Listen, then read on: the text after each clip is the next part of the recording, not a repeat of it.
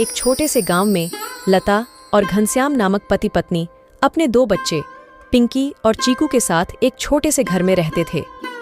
घनश्याम सेठ धनीराम के यहाँ खेतों में मजदूरी का काम करता था और लता गांव के एक बंगले में खाना और साफ सफाई का काम करती थीं। दोनों पति पत्नी खूब मेहनत और मशक्कत करके अपने और अपने बच्चों का पेट भरते थे। यूं तो हमेशा ही गर्मी के समय 40 डिग्री तक तापमान चला जाता था, लेकिन इस साल तापमान बहुत ज्यादा बढ़ गया था, जिस वजह से बसंतपुर गांव के लोग बहुत ज्यादा परेशान थे। दिन हो या रात हो, लोग गर्मी से बेहाल थे। इस साल तो बहुत ज्यादा गर्मी पड़ी है। इतनी कड़ी धूप में काम करना बहुत मुश्किल हो गया है। घर से निकलते ही पसीना बारिश की तरह टपकने लगता है। इतनी भारी गर्मी में तो काम पर भी जाने का मन नहीं करता। न जाने इस साल की गर्मी कैसे कटेगी। चलो अच्छा, मैं काम पर जाता हूँ, वरना सेठ गुस्सा करेंगे। घनश्याम मजदूरी पर चला जाता है। पिंकी और चिंकी एक सरकारी स्कूल में पढ़ते थे। लता पिंकी और चिंकी को स्कूल छोड़कर काम पर चली जाती है। उस बंगले में मालकिन हेमलता और मालिक रामचंद्र अपने 2 बच्चे टीना और शिवम के साथ रहते थे।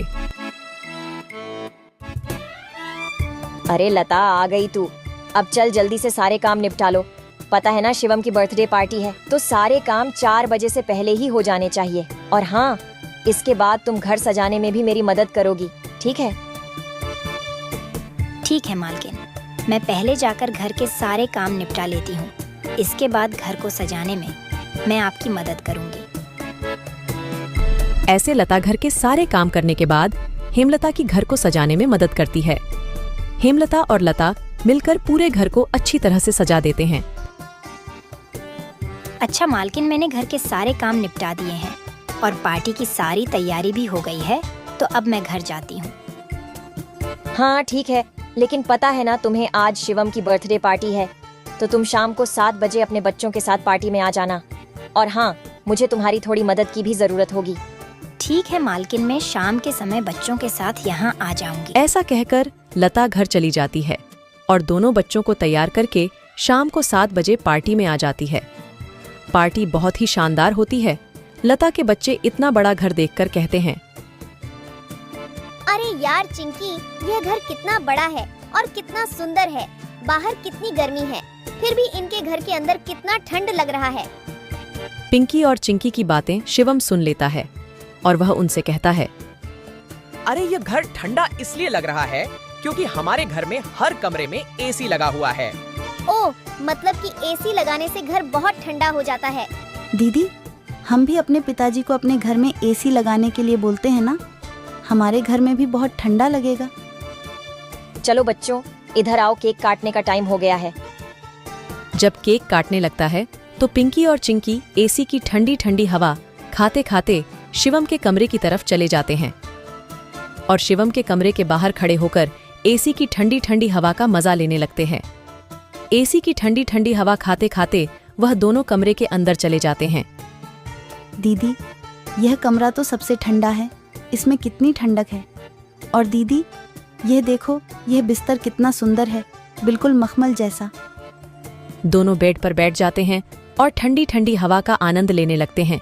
देखते ही देखते 15 मिनट बीत जाते हैं और आराम करते करते कब दोनों की आंख लग जाती है, उन्हें पता ही नहीं चलता। इतने ही देर में अचानक से शिवम की बहन टीना कमरे में आ जाती है।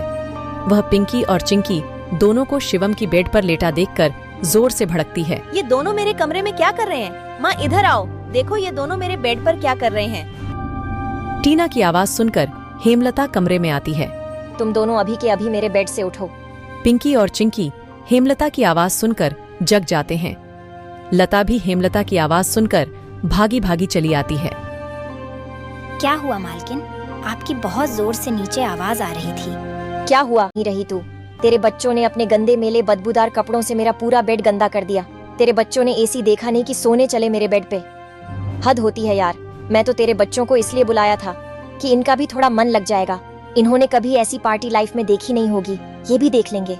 पर ये तो अपनी औकात ही भूल गए। ये हमारा घर है, कोई धर्मशाला नहीं कि कोई भी भिखारी हमारे कमरे में आ जाएगा और आकर के सो जाएगा। तू अभी के अभी अपने बच्चों को लेकर निकल यहाँ से। और हाँ, कल से काम पर भी आने की जरूरत नहीं है।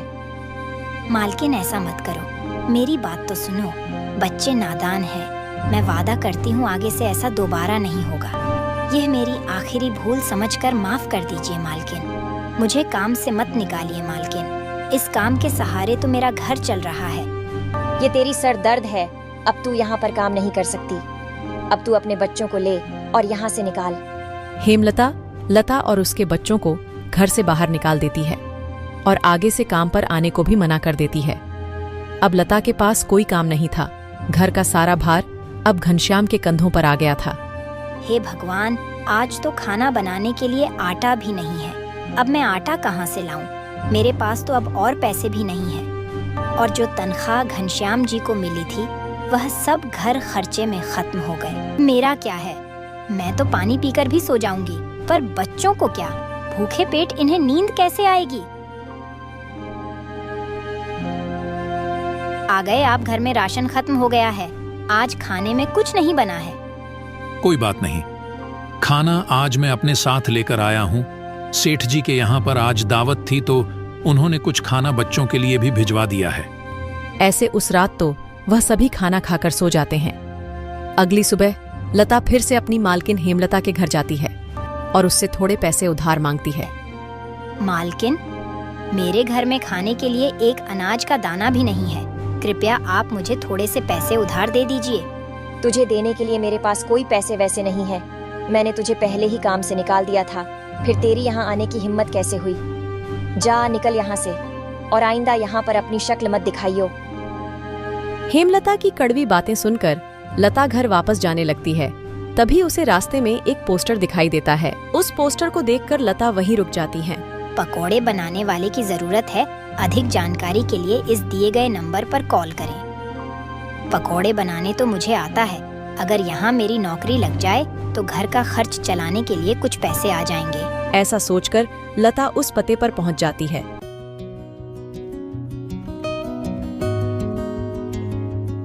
भैया, मैंने आपका पोस्टर देखा। आपको किसी पकोड़े बनाने वाले की जरूरत है? हाँ, जरूर तो है। तुम पकोड़ा बना लोगी। क्या तुम्हें पकोड़े बनाने आते हैं? हाँ, सब मुझे कई तरह के पकोड़े बनाने आते हैं, जैसे मिर्च का पकोड़ा, पालक का पकोड़ा, पनीर का पकोड़ा और भी कई प्रकार के पकोड़े मुझे बनाने आते हैं। तो ठीक है, तुम आज से ही काम पर लग सकती हो। ऐसे लता पकोड़े बनाने वाले के साथ काम पर लग जाती है और ग्राहकों को पकोड़े सर्व करने लगती है। ऐसे ही शाम हो जाती है और रमेश के सारे पकोड़े बिक जाते हैं। चलो, आज तो सारे पकोड़े बिक गए। आज तो तुमने पकोड़े सिर्फ सर्वे किए हैं, लेकिन कल से तुम्हें पकोड़े बनाने भी होंगे। हाँ साहब, मैं बहुत ही स्वादिष्ट पकोड़े बनाना जानती हूँ। तो ठीक है, ये लो आज के काम के पैसे। 300 रुपए लेकर लता सबसे पहले राशन की दुकान पर जाती है और वहां से राशन का सामान खरीदकर घर आ जाती है। घर पहुंचकर लता सबसे पहले बच्चों के लिए खाना बनाती है और उनको परोसती है। चिंकी, पिंकी, आ जाओ, खाना खा लो। इतने में घनश्याम भी वहां आ जाता है और लता घनश्याम को अपने नए काम के बारे में बताती है। इस तरह सारे मिलकर खुशी खुशी खाना खाते हैं। अगली सुबह लता बच्चों को स्कूल छोड़कर वापस काम पर चली जाती है। दुकान पर पहुंचकर लता पकोड़े बनाती है। लता के बने हुए पकोड़े ग्राहकों को बहुत पसंद आते हैं। लता के बने हुए पकोड़े खाकर ग्राहक पकोड़े की बहुत तारीफ करते हैं। उनको आज के बनाए हुए पकोड़े कल से भी ज्यादा अच्छे लगे। रमेश भाई, तुम्हारे आज के पकोड़े का तो कोई जवाब ही नहीं। इससे स्वादिष्ट पकोड़े मैंने आज से पहले इस होटल में कभी नहीं खाए। आखिर आज ऐसा क्या मिलाया है इन पकोड़ों में जो इतने स्वादिष्ट बने हैं? आज तो मैं एक और प्लेट खाऊंगा। मेरे लिए एक एक्स्ट्रा प्लेट पकोड़े लगा दो। ऐसे रमेश अपने ग्राहकों के मुंह से पकोड़े की तारीफ को सुनकर लता से कहता है। लता, तुम्हारे हाथ में तो जादू है। तुम्हारे हाथों के बने पकोड़े खाकर ग्राहक एक एक एक्स्ट्रा प्लेट पकोड़े खा रहे हैं। तुमने तो कमाल ही कर दिया। आखिर ऐसा क्या मिलाया है इन पकोड़े में जो ग्राहक इतनी तारीफ कर रहे हैं? साहब जी, कुछ खास नहीं मिलाया है, बस थोड़े से नमक मिर्च मसाले बराबर मात्रा में डाले हैं, बस। ऐसे रमेश के आज के पकोड़े बहुत जल्द ही खत्म हो जाते हैं। आज तो पकोड़े बहुत जल्द ही खत्म हो गए। कल से हमें और ज्यादा से ज्यादा पकोड़े बनाने होंगे। और हाँ, अब हमारी पकौड़ों की सेल और ज्यादा अच्छी होने लगी है, इसलिए कल मैं दुकान में एसी लगवा रहा हूँ। इससे ग्राहक भी एसी की ठंडी ठंडी हवा में पकोड़ों का मजा लेंगे। और हमारे पकोड़े की सेल और ज्यादा बढ़ेगी। तुम क्या कहती हो? साहब, विचार तो बहुत अच्छा है। अगले दिन रमेश अपनी दुकान में एसी लगवा लेता है और जैसा उसने सोचा था वैसा ही हुआ। एसी लगने के बाद रमेश के दुकान पर ग्राहकों की संख्या बढ़ जाती है। ग्राहक ठंडी ठंडी हवा में बैठकर पकोड़े खाने का आनंद उठाते हैं। ऐसे रमेश के आज भी सारे पकोड़े बहुत जल्द ही बिक जाते हैं। शाम के समय जब लता घर वापस आती है और वह चिंकी और पिंकी को आपस में बातें करते हुए सुनती है। दीदी, उस दिन पार्टी में कितना मजा आ रहा था ना। कहाँ हम उस दिन एसी की ठंडी ठंडी हवा खा रहे थे और कहाँ आज हम इतनी गर्मी में बैठे हैं। काश हमारे घर में भी एसी होती तो हम भी अभी एसी की ठंडी ठंडी हवा खा रहे होते। इतने में लता अंदर आ जाती है। अरे चिंकी और पिंकी, तुम दोनों क्या कर रहे हो? तुम दोनों ने अपने स्कूल का होमवर्क किया? चलो जल्दी से अपना अपना होमवर्क कर लो। मैं खाना बनाने जा रही हूँ। इसके बाद खाना खाकर जल्दी सो जाना। कल तुम्हें सुबह उठकर स्कूल भी तो जाना है ना। ठीक है माँ, हम स्कूल का काम करके आते हैं। ऐसे दिन बीतते जाते हैं और लता के हालात पहले से ठीक होते जाते हैं। ऐसे ही एक दिन सुबह लता काम पर जा रही होती है, तभी उसे भंगार की एक दुकान दिखती है। उसे दुकान पर कई सारे सामान थे, जैसे कूलर, पंखा, फ्रिज, एसी इत्यादि। लता का ध्यान उस दुकान में रखे पुराने एसी की तरफ जाता है। वह उसे बहुत पसंद आता है। वह उस दुकानदार से बोलती है, भैया, ये एसी का क्या दाम है? मात्र 10,000 रुपए की है। 10,000? ये तो बहुत ज्यादा है। ज्यादा नहीं, ये तो बहुत कम है। ये सेकंड हैंड एसी है। अगर नई एसी खरीदने जाओगी तो 30,000 से कम की नहीं आएगी। अच्छा ठीक है, पर ये सही से तो चलती है ना? हाँ, बिल्कुल सही से चलती है। अगर 6 महीने से पहले ये एसी बंद हो जाती है तो इसकी सारी रिपेयरिंग की सर्विस बिल्कुल फ्री होगी। ठीक है, लेकिन इसका सही सही दाम लगाओ। मैं इसके 8,000 दूंगी। अगर तुम्हें देनी है तो मुझे ये ऐसी 8,000 में दे दो। ठीक है, बताओ कहाँ लगानी है। लता उस आदमी को अपने घर लेकर आती है। वह आदमी लता के घर पहुंचकर एसी को लगा देता है।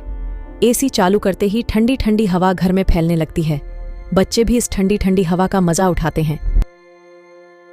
वह दीदी, क्या मजा आ रहा है।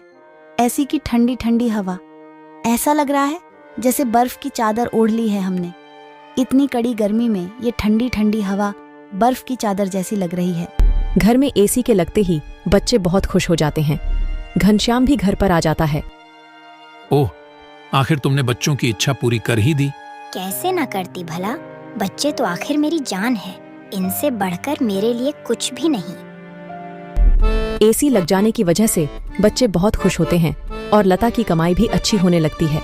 लता के बने हुए पकौड़ों की वजह से रमेश के दुकान पर ग्राहकों की भीड़ लगी रहती थी। इससे रमेश खुश होकर लता की तनख्वाह बढ़ा देता है।